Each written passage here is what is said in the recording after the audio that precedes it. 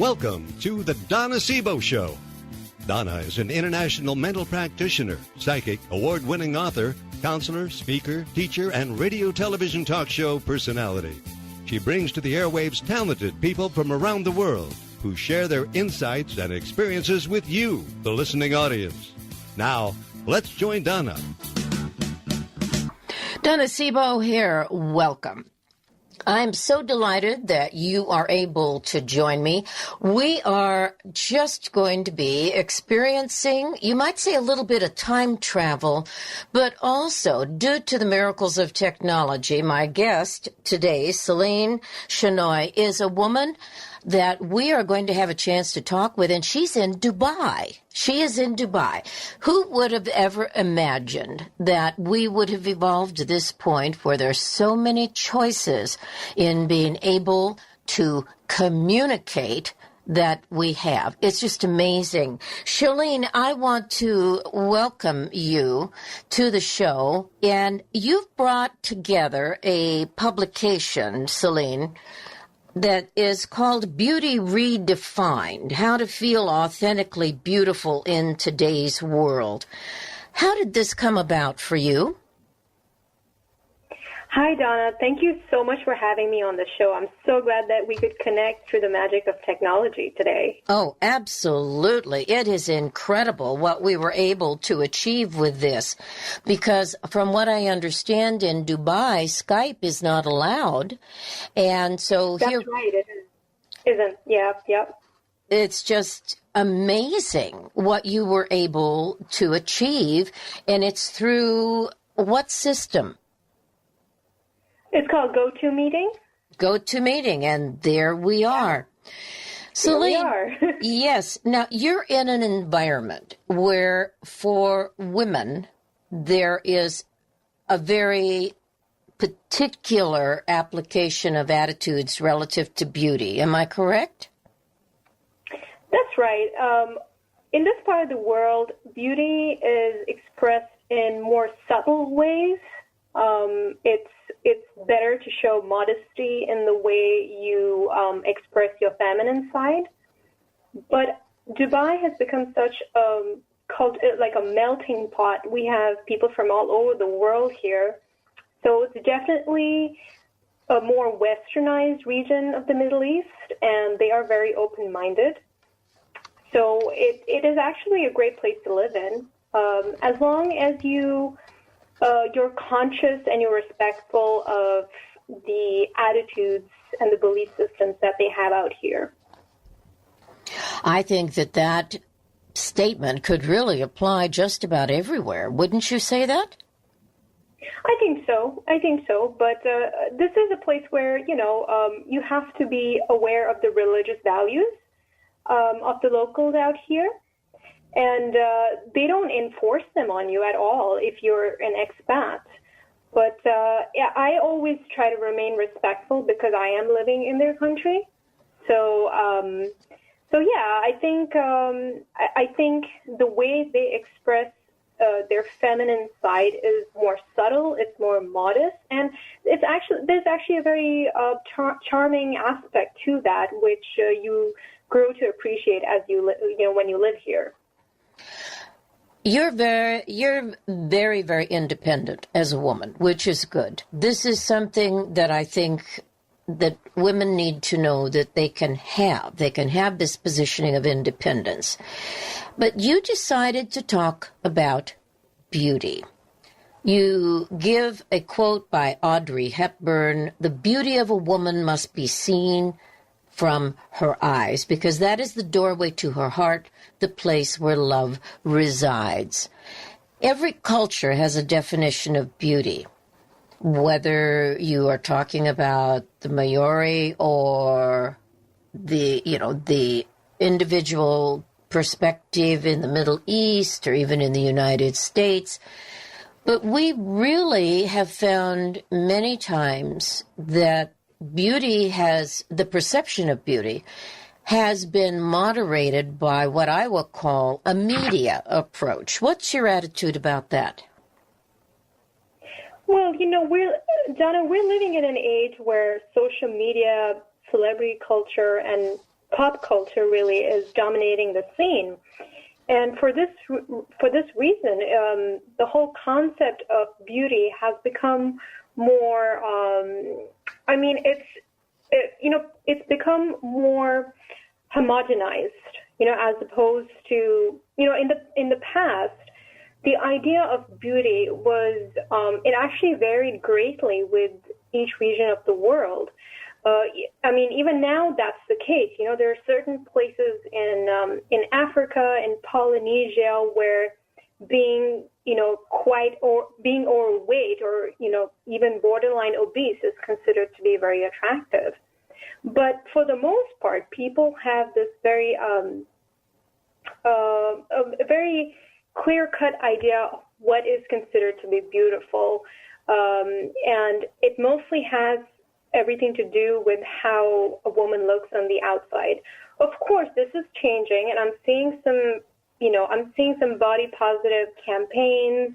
They're more prevalent nowadays, and that is, for me, it's very promising, and I am definitely optimistic about the direction that we're heading in as a society.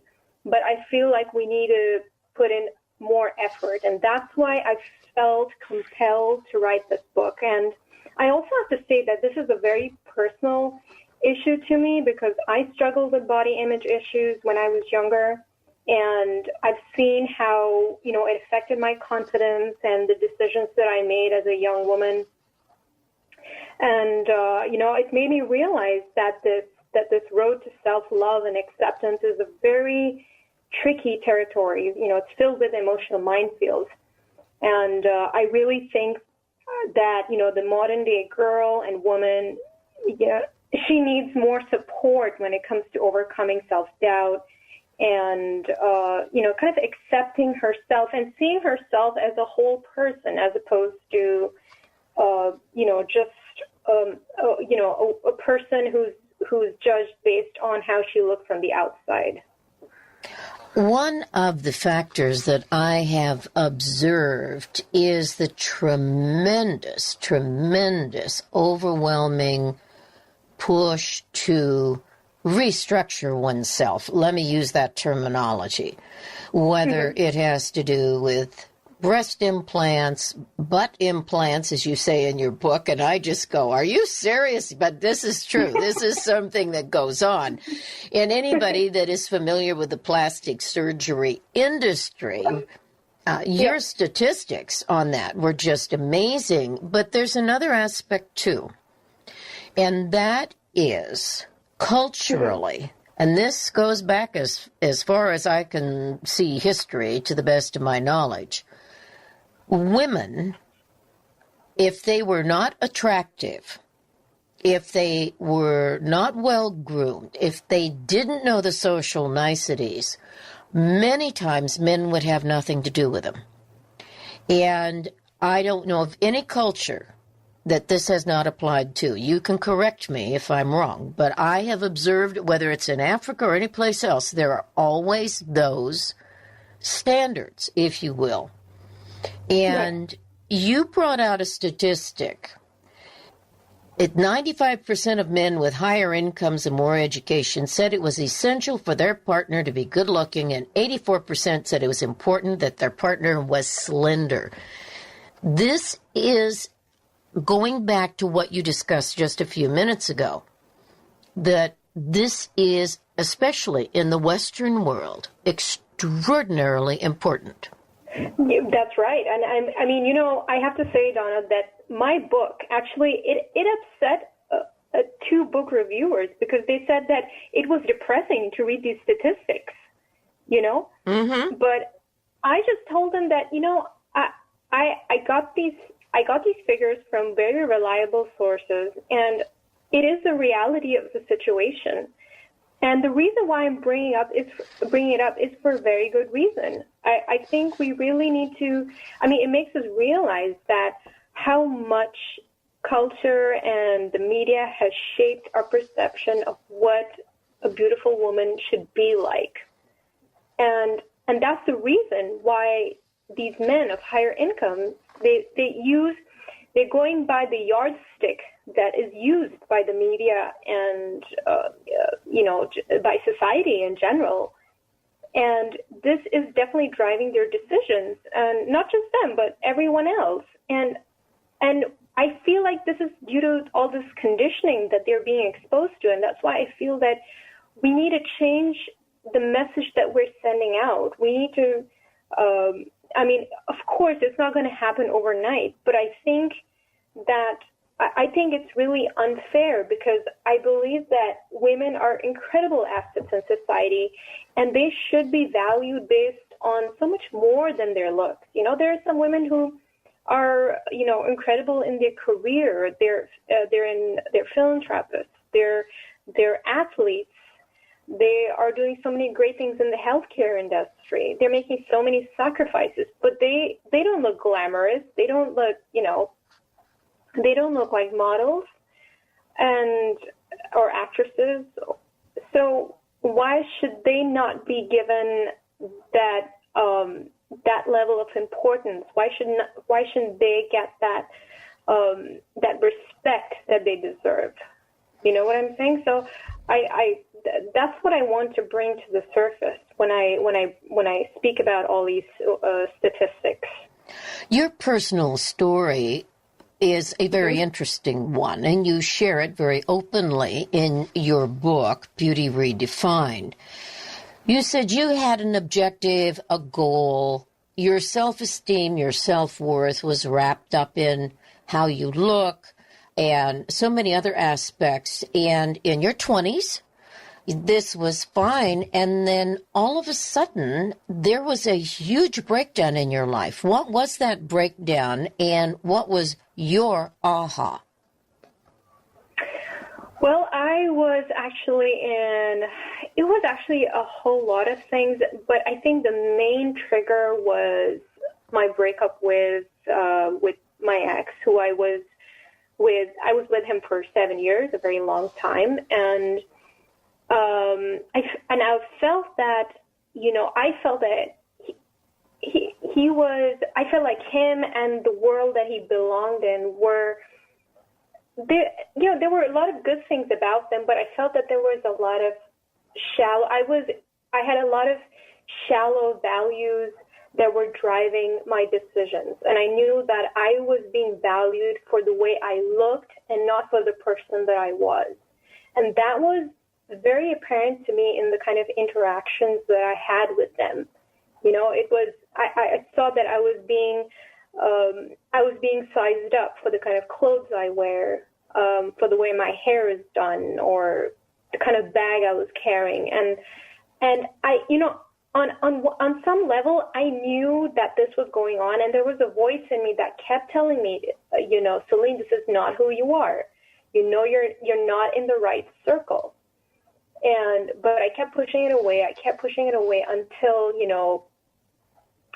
Until I broke down with all the drama that resulted, with him and his friends. And then I just said, what have I done, And I also, because I was caught up in all these politics, I felt like I didn't pay attention to my career as much as I should have, because I am a very ambitious person, but I felt like I lost track because I was so trying to fit into this crowd.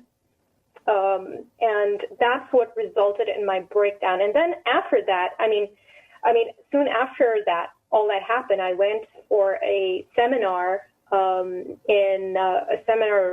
a retreat in Bali, in Indonesia, with Tony Robbins. I don't know if you've heard of him. Oh, yes. Mm-hmm. So I went for a 6-day retreat called Date with Destiny. It's an amazing program.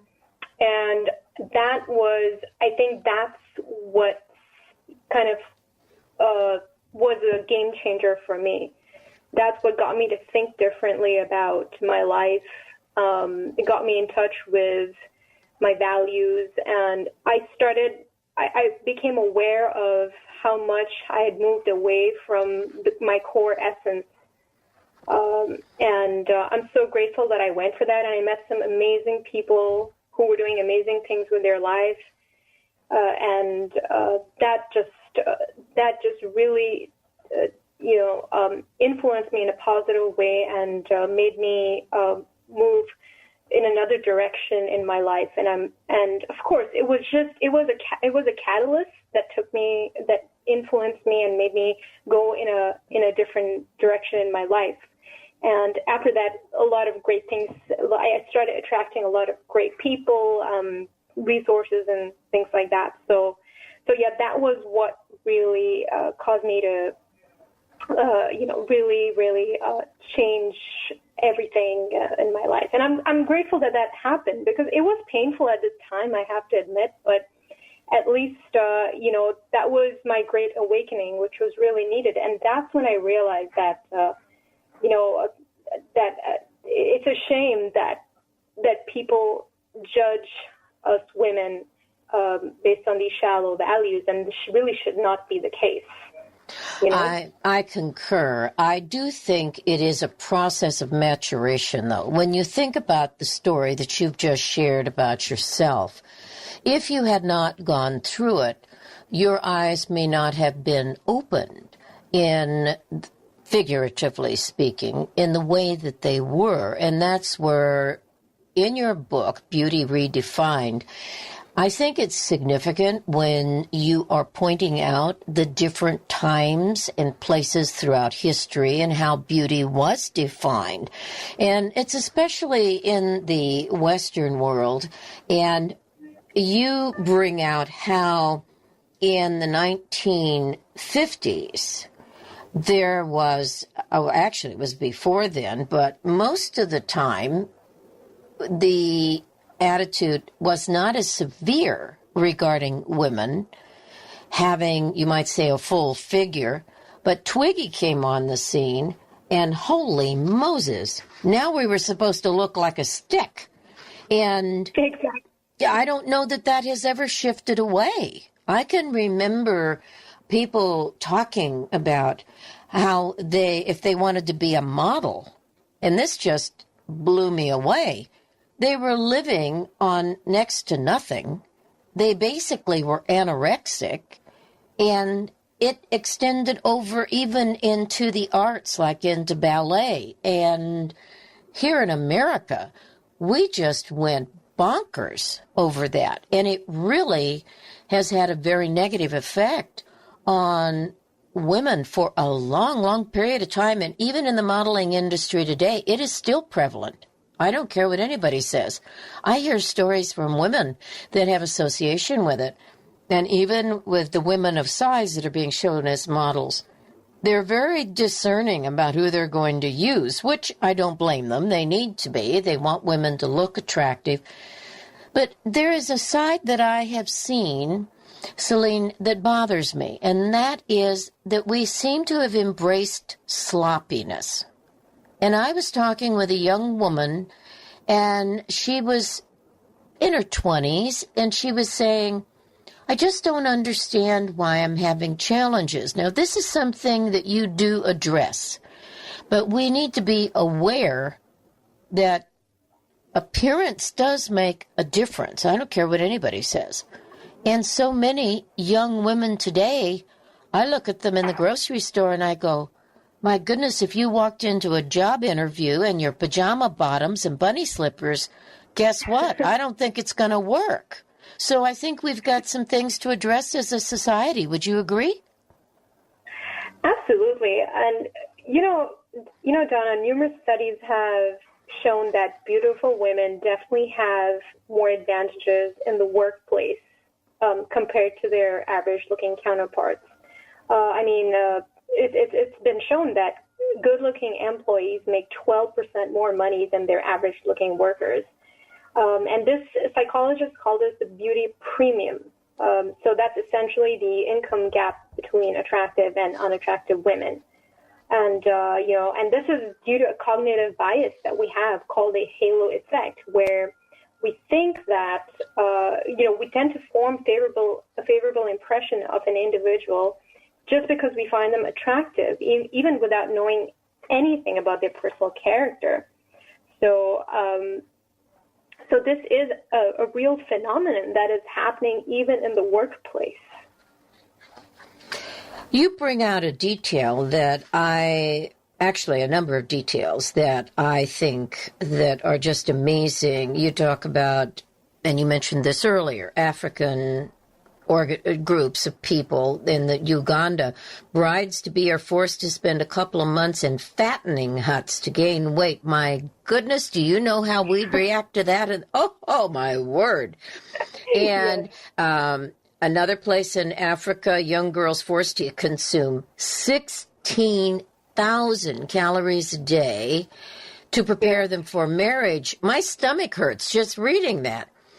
Then we've got eyelid surgery in Asian communities and in the Middle East, the biggest consumers of cosmetics in the world, gone up 12% in those regions. And I can just hear someone saying, why would they even wear cosmetics? They often are required to wear burqas. Let me tell you, we women are going to want to look good regardless of what we are wearing or not wearing. And that's right. But now they're allowed to show their faces. So that's the only part of themselves that can be seen. So that's why they really put in a lot of work. They put in a lot of work on that. Right, yeah. All right. Let's talk about women that are not feeling self-assured. You go into this aspect, and there are so many women that feel this way. They haven't had a good example in front of them.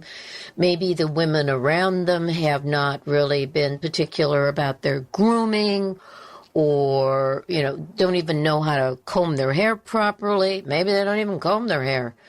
And social graces. I don't know of any culture that doesn't have them. All of these things make a difference. Now, men have their roles too, but we're specifically talking about women at this time. And self-confidence and self-assurance, the old adage of fake it till you make it, really is very, very significant. But you bring out a lot of details about those that don't feel good about themselves and some of the patterns that they exhibit. Let's talk about some of those patterns. Sure. So, when it comes to negative self-image, there are a lot of telltale signs. First of all, as you mentioned, there's a distinct lack of self-confidence and we see it in both their personal and professional life. And, a couple of things that I've noticed about women who lack confidence is that they tend to attract and stay in abusive relationships. And they're more prone to developing addictive patterns because, they're trying to mask the pain that they're feeling within themselves. And they tend to spend too much time and money on beauty treatments, surgeries. They tend to exhibit people-pleasing behavior. And they may even lack good social and relationship skills because they're so insecure about themselves that they're incapable of having healthy friendships or intimate partnerships. So these are just a few of the telltale signs of women who don't feel good about themselves. They show jealous behavior. They can be competitive. These are some other things. If I meet women like that nowadays, in the past it used to be like, oh my goodness, what's wrong with her? But now I feel a sense of compassion for them. I feel like, because I know they're hurting inside. And, if any of you, if you or your listeners meet a girl or a woman like that, I'd like you to keep that in mind, not to excuse their behavior, definitely not, but it helps to realize that these girls and these women are really hurting inside and that they have some deep wounds that they really need to address and deal with. Yes, and I think one of those aspects is being aware that you want to be as healthy as you possibly can be. And I think it embodies a level of selfishness. And if you can find someone that you want to emulate, and I think of young women that I've spoken with that will say, gee whiz, I wish I could be like you, so on and so forth. Well, I'm a mature woman. I've gone through a lot of lessons, one of which I'll never forget was I decided I was going to wear some green eyeshadow. This was years ago.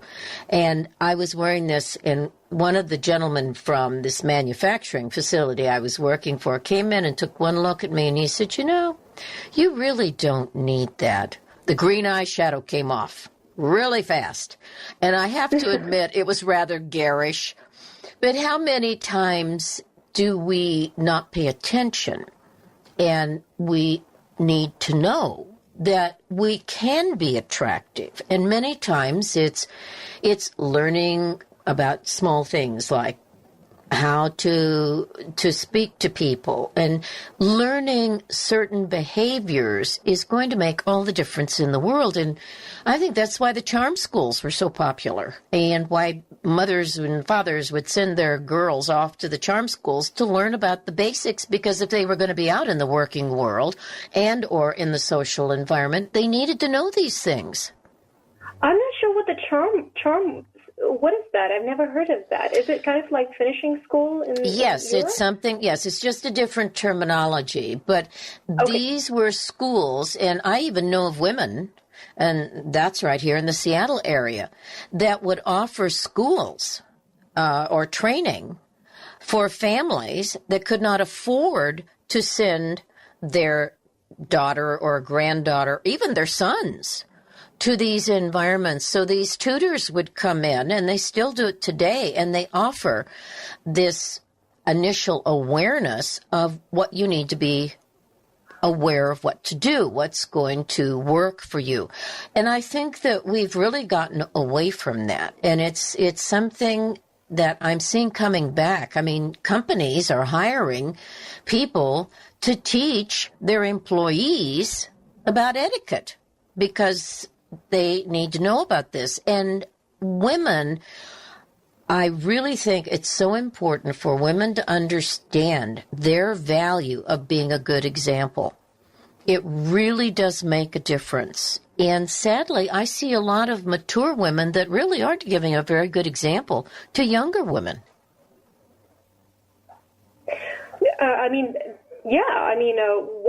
What are some of the behaviors that they're exhibiting for you to feel that they're not being good role models? A lot of it is the way that they conduct themselves. When you see rudeness, when you are looking at a woman who does have poor self-image, if that young girl, their child, their grandchild, whatever, does not see an example of something that represents something better, they're not going to know what to compare with. Oh, yeah, I hear you. I mean, girls, they need good role models. And I think, that's where mothers, I think they play a crucial role in when it comes to their daughter's self-assurance and her self-confidence. Because girls actually pay attention to their mothers and how they perceive their own bodies, So, I think a mother or any parent figure for that matter needs to be conscious of what they're modeling to young girls and take responsibility for dealing with their own stuff and resolving their own trauma so that it doesn't fester, it doesn't fester and it doesn't get passed over. Because, where else are girls going to learn about where else are they going to learn from? They're going to look at their moms, or they're going to look at, other maternal figures in their life, their teachers even. So I think, older women should be very conscious of what they are modeling to the younger generations. And you bring up a very good point, Donna. I think that this is something that we really need to take a level of responsibility for, because there is this aspect with beauty. And I can remember being taught beauty, quote unquote, is only skin deep. And it takes time to get to know people. And if a woman can encourage a younger woman to take pride in the fact that maybe they're really skilled in certain areas. Maybe they love to garden and their hands are dirty. And you say, well, there's nothing wrong with that. Just remember that wherever you are, You need to wash your hands with soap and water. Now, I know this may sound a little ridiculous to somebody listening, but I'm serious about this. Hygiene is important, and a lot of our young people today, male and female, don't get it. And it is something that needs to be taught. You bring up different aspects of Beauty Redefined, being aware, you ask questions where younger women, I think, can say, wow, this is what I like. Well, you need to be aware you have options. You have choices that you can make. Maybe you're not a classic beauty. Well, that's okay, but you still can be attractive. You still can make sure your hair is trimmed, your nails are cleaned, and there's just these little things that can make such a difference. It really, really makes a difference. Beauty Redefined, How to Feel Authentically Beautiful in Today's World. Seline Shenoy, I think you have done a wonderful job with this. And for those of you that are listening or of the younger generation, by golly, wake up to the fact that you may be able to define beauty with such a uniqueness that people are going to go, wow, look at that person. And it has to do with how you carry yourself, how you walk, how you talk. It makes such a difference. Believe me, watch My Fair Lady. And I know that it's Victorian stuff, but if you look at the essence of it. That's a great movie. It really is. And I actually love movies from that era, in the 1940s, 1950s. I love the way, they carried themselves, the actresses. They had this grace. They had this very understated kind of beauty and charm, which we should really recapture that, because it's beautiful. That's real beauty, according to me. Yes, and I think that when you really like yourself, when you're willing to invest in yourself to find out what works best for you. I'm a little short of Wapaho. I may look and admire Vogue models that can wear these outfits that I'll just go, wow, wouldn't that be wonderful? On me, I'd look like something out of a horror film. So, we have to have a sense of humor about this and realize our own uniqueness defines us, our skills, our abilities. But there are some basics we need to learn, and all the plastic surgery in the world isn't going to change it. Seline Shenoy, it's been a delight chatting with you. You are in Dubai. Now, I do want our listeners to know Beauty Redefined Book.com is available. Also, you have a blog called DreamCatch.com. Actually, it's thedreamcatch.com. Thedreamcatch.com. Thank you for correcting me. Well, it has been an absolute joy having you on the show. And yes, folks, you can even talk to people in Dubai. This is great. That's what I love about doing this show, is we talk with people all over the world. Seline, thank you for being my guest today. Thank you, Donna. And thank you for what you do, and, trying to help us be more conscious about these very, very important issues and using your platform for the greater good. Thank you so much for that. It is a joy, and I appreciate your being part of that platform. Thank you, Seline. Seline Thank you. Shenoy. Seline is spelled S-E-L-I-N-E. Shenoy is S-H-E-N-O-Y. Check out her website, BeautyRedefinedBook.com, and TheDreamCatch.com is her blog. This is Donna Seebo, and we are going to be taking a break here. We're going to be right back. Don't go away. Children's literacy is a passion for award-winning author-publisher Donna Seebo. Mrs. Seebo's Classics is now participating in a GoFundMe project to assist in the publishing of first-quality illustrated children's publications that will inspire children of all ages around the world. We invite you to join us in this campaign by visiting www.gofundme.com/Mrs. Seebo's Classics. You'll see more about the campaign's message and the bonus gifts of appreciation Donna is offering to those of you who desire to participate. You can also find out more information by going to her website, www.delphiinternational.com. With your support, the impossible becomes possible. She'll be able to reach the hearts, minds, and spirits of children everywhere, empowering them to reach for a better future. Thank you. This is Donna Seebo. My goodness, we are having a few technical problems, but I'll tell you what.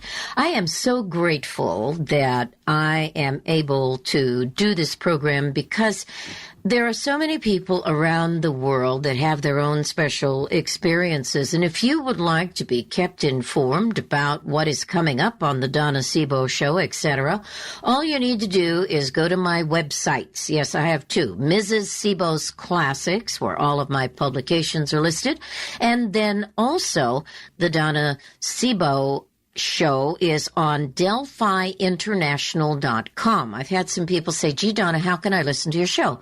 Just go in to DelphiInternational.com, go to the tab regarding the radio show, or you just Google my name and then you find the radio show pops up. And the programming is always live unless otherwise scheduled. Sometimes if I'm on the road traveling, I do pre-recorded interviews. So right now that phone line is open if you wanted to give me a call at 253-582-5597. You can do that and we can chat. And also, don't forget that you can sign up on either one of my websites for the email newsletter, which comes out the first of every month. And as well, my assistant, Deb, if you like us, on Facebook, LinkedIn, and Twitter. She will keep you informed about the guests that are coming up on the programming. And to me, it is so exciting that we have this technology available that enables us to reach out and to connect with people, just like we did today with Seline in Dubai. One of the stories I wanted to share with you that really affected my young mind very, very strongly when I was growing up, because when I was a young person, my mother was one of these individuals that you really needed to be a skinny mini. And I can remember being put on a diet when I was 5 years old, and it didn't make any sense to me then, and it still doesn't make any sense to me now. But here we are dealing with what's considered the factors of obesity in our world today, which comes from many, many times a lack of activity. In many ways, our lives have become so very, very comfortable that we don't do very much. So consequently, the calories that we use, we're not using up. And the body, being the structure that it is, says you've got something here, you've taken in an extra 2,000 calories and you're sitting on the couch. Well, guess what? We're going to store it because you're going to need it in the future. And this is something our bodies do. Well, there's also other facts. Sometimes we have situations with a thyroid malfunction or other things can come into play. But typically when we take in too many calories, especially what we describe as empty calories, that makes a difference.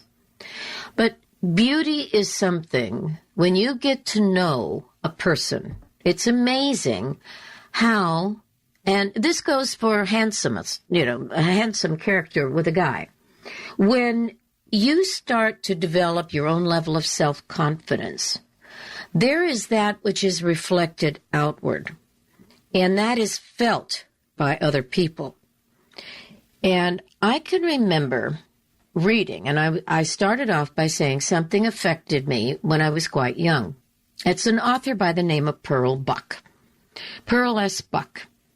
I happened to come across her books, and I was just enamored of them. She was a fascinating woman, a superb writer. In fact, I'd recommend her reading to anyone, even today. And there were a series of short stories that she wrote. Well, at the time, whenever I could find anything that she had done as a writer, I just loved what she wrote. Well, this little book on short stories. One of these short stories was about a woman who had a sister. And when she was a teenager, her sister was utterly beautiful.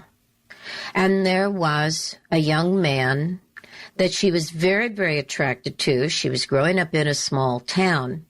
And she was very plain, where her sister was not. Her sister was just gorgeous. She could wear the outfits of the day. She looked like $1,000,000 wherever she went. And this young man fell in love with her sister. Well, what she realized is this was a very, very painful period of her life. The young man was a friend of the family.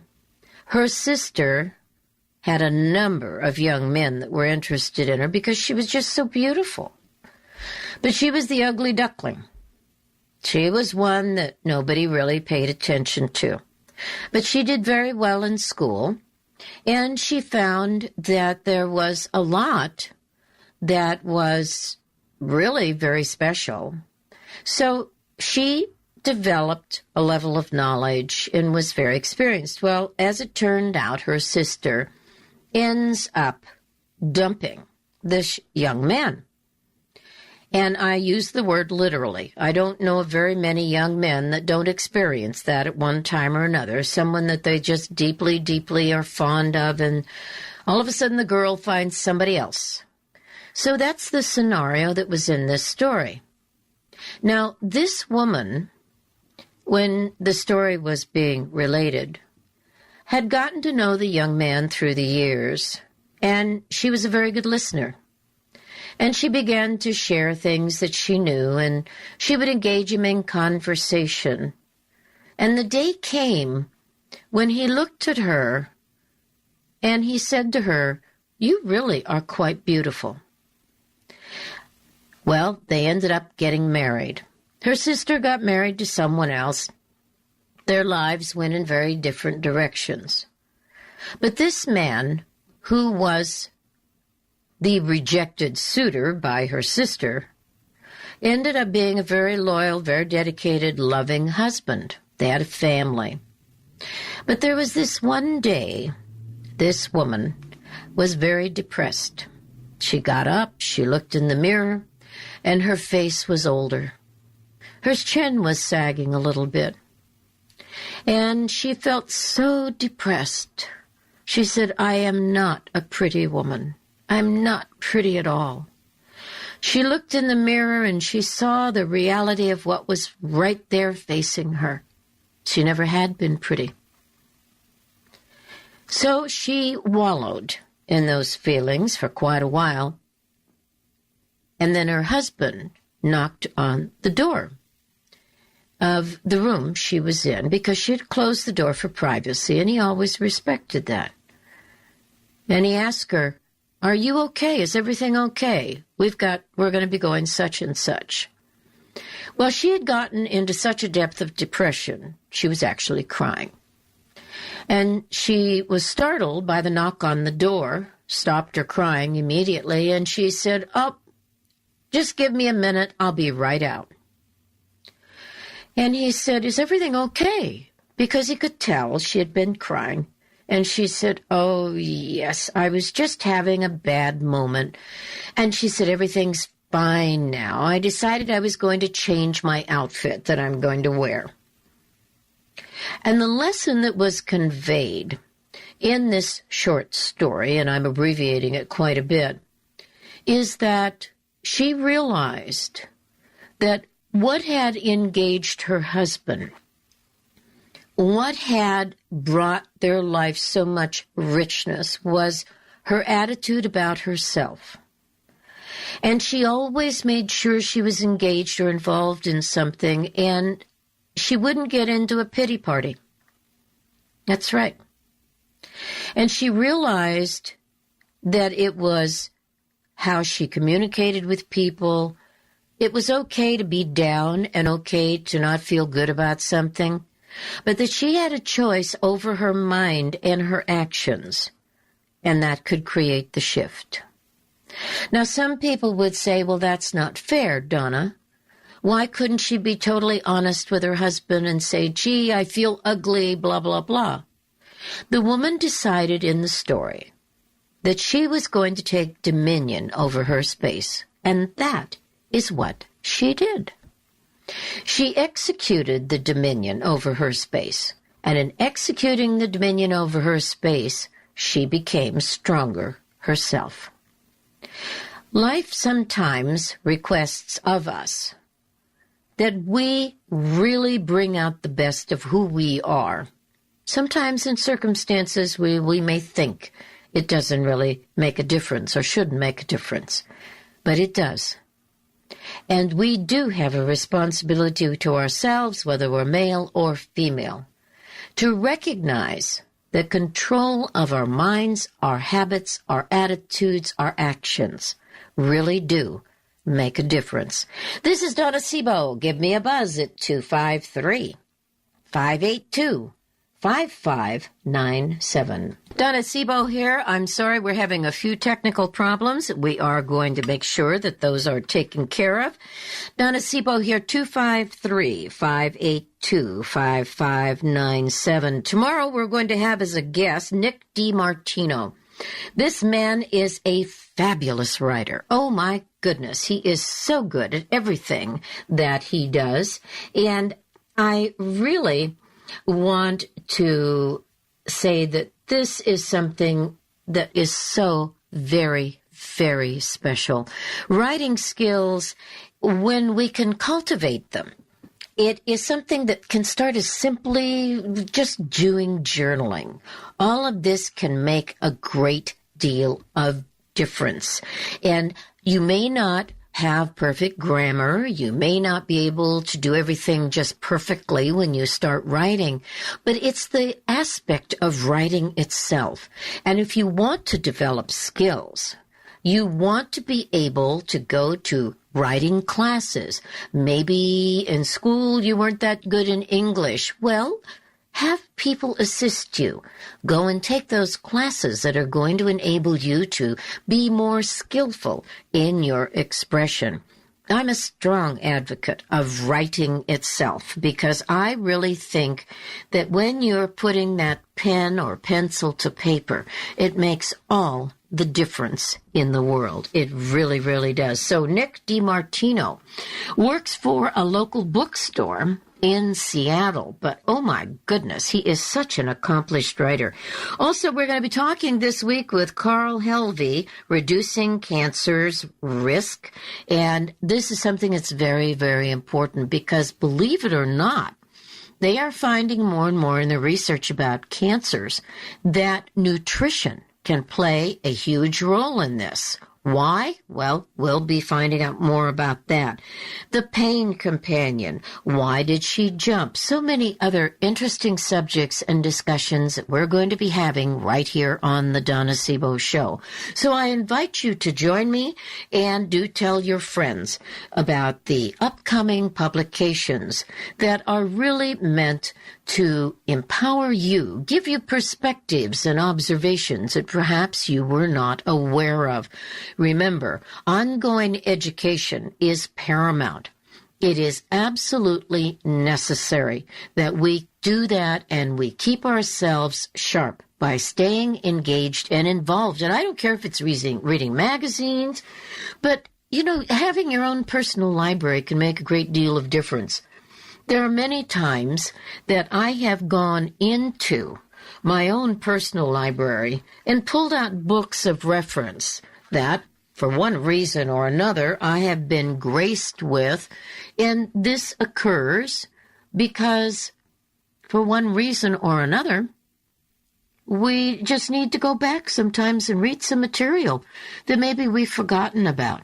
But check out your library as well. Your library is a wonderful resource. I'm so grateful to libraries. I fell in love with them when I was a little girl, and I still love them today.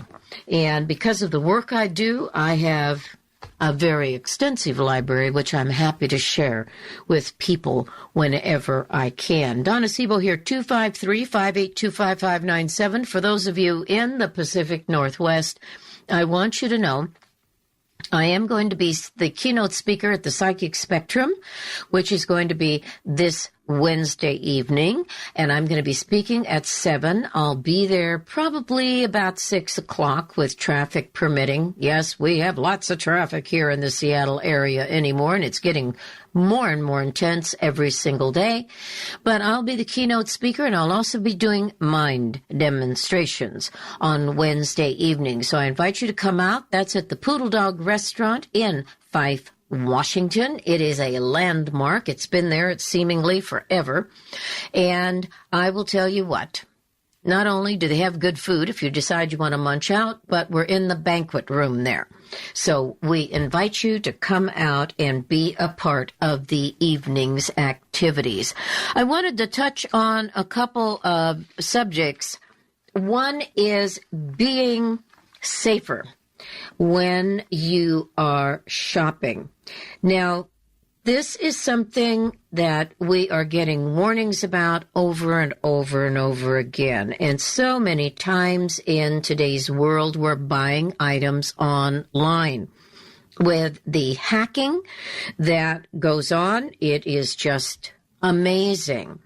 Well, you don't often find people writing checks. I do. I still write checks, and I know a number of others that do. But there are these high security checks that you can get that protect your payments. Now, hackers and identity thieves will like to get into systems where people are using their payment cards for convenience, and you want to be very, very careful. If you're traveling internationally, I don't care where you are, even here in the United States, you want to make sure that you are careful about where you have your wallet, laying your purse down. All of these things can make a tremendous difference, and I know I've caught myself being careless more than once when I'm paying for something. I've got my purse out at a counter, and I don't even think twice about it. Well, the pickpockets are available, and if they observe you and if they are going to be interested in acquiring whatever you have, particularly your wallet, when you're busy, they are going to be dipping their fingers into your bag, and we gals are typically very guilty of having super large bags. So, they're like a bottomless pit, or the bag from hell, as some of the guys I know call them, and women will not think twice about it. It's very important that you stay aware. If you're going to write a check, make sure you have those checks that have the security protection for them. And also, you want to be aware that there's a 3D hologram medallion that's very difficult to reproduce with conventional printers and copiers. Yes, how many times have we changed the paper money images? I think that this is something with counterfeiting that they have been aware of for a long, long time, and it's always a big challenge for just about anybody that has any kind of currency. I don't care where you are in the world. But you want to really be aware of identity theft, too. So you want to look for those venues that perhaps can protect you, and there's different identity protection programs. So be sure and check those out, because sadly, that just seems to be something that we need to pay more and more attention to. I wish that wasn't the case, but it is there. I don't think cons have ever been away or not been around in one form or another. Also, I wanted to share something with you that I think is a great way to get greens into the family menu. I really love anything of the green vegetable environment, whether it's broccoli or kale or spinach or any of your salads. Your green vegetables are loaded with just so much nutrition. Well, I came across a recipe that I thought I would share with you today. It's called creamed Parmesan power greens. And a farm, Earthbound Farms, recommended this recipe. And I'll tell you what, Parmesan cheese is one of my weaknesses. I love Parmesan cheese. I especially love the shaved Parmesan cheese. And of course, you can shave your own if you like to get the Parmesan, the little Parmesan bricks. And, oh, there's just nothing like a good Parmesan. And it has a very low fat content to it. It's sort of a drier cheese. It's really good. Well, this is what you need. You need 1.5 pounds of your favorite greens. It can be kale, it can be spinach, whatever. 2 tablespoons of unsalted butter. 2 tablespoons of flour, all-purpose flour, 1.5 cups of whole milk or low-fat milk, whatever you prefer, 1/2 cup of heavy whipping cream, 1/4 cup of freshly grated Parmesan cheese. I got to tell you, I always add more to that one. 1/4 teaspoon of freshly ground nutmeg, salt to taste, and ground pepper. Freshly ground pepper is just wonderful with this. And you're going to need, perhaps, you may not want to include this, 1/4 cup of toasted breadcrumbs. Now, that to me isn't the big deal. I love the cheese more than I do the breadcrumbs. Now, what do? Your greens you can steam over boiling water until wilted. That's going to take you a whopping 5 minutes. You can also do that in a skillet. Just add a little bit of water, put a lid on it, less than a minute, they are wilted. And then you're going to put your greens in a colander to drain. And you're going to want those greens to cool. And you're going to squeeze out any remaining water using your hands, or what I like to do is to take a dishcloth and put the greens in the dishcloth and then wring the dishcloth. Great way of drying the greens. Now, your butter, you can put in a large skillet over medium-low heat. Add your flour. Whisk it. It's going to be needing to be whisked constantly. 2 minutes max.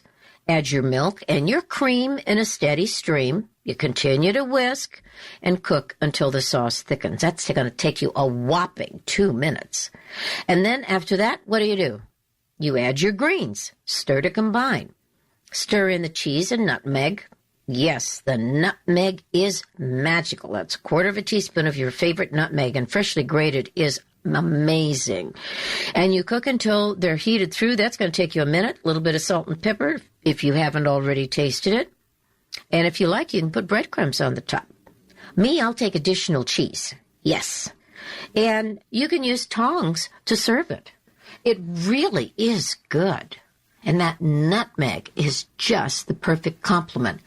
Now, something I do with greens, I believe that the water your greens are put into, like I said, I use a skillet myself, add a little bit of water. I let that stay in the skillet. That's what I do. And I find that it'll evaporate very quickly. So then I do the rest of the recipe. It's really, really good. And you know what? Kids love it. And the nutrition is really high on those greens. But there you've got a very simple recipe. And it's one that I think your family will enjoy frequently. And I'll give you another little tip. If you take those greens, now maybe you don't want to fix 1.5 pounds of greens, maybe just 1/2 of that, like 3/4 of a pound, because believe me, the greens really wilt down significantly. Toss in a couple of scrambled eggs and you might have a wonderful frittata. Use your imagination. This ingredient mixture, along with eggs, really makes a delicious frittata. So check it out. Donna Seebo here. Remember always that you're the master of your fate. You are the captain of your soul. It is so important for us to honor and respect who we are as individuals, and that does take an investment in yourself. There's no shortcuts in doing this. It is important for you to realize that you make a difference. And who you are, your own uniqueness, is so very, very special.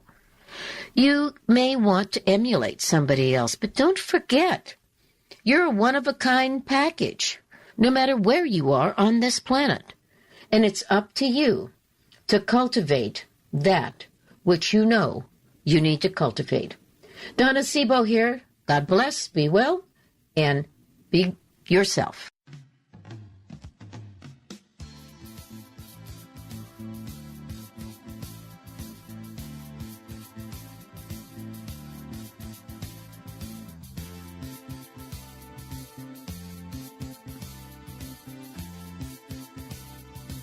You've been listening to The Donna Seebo Show.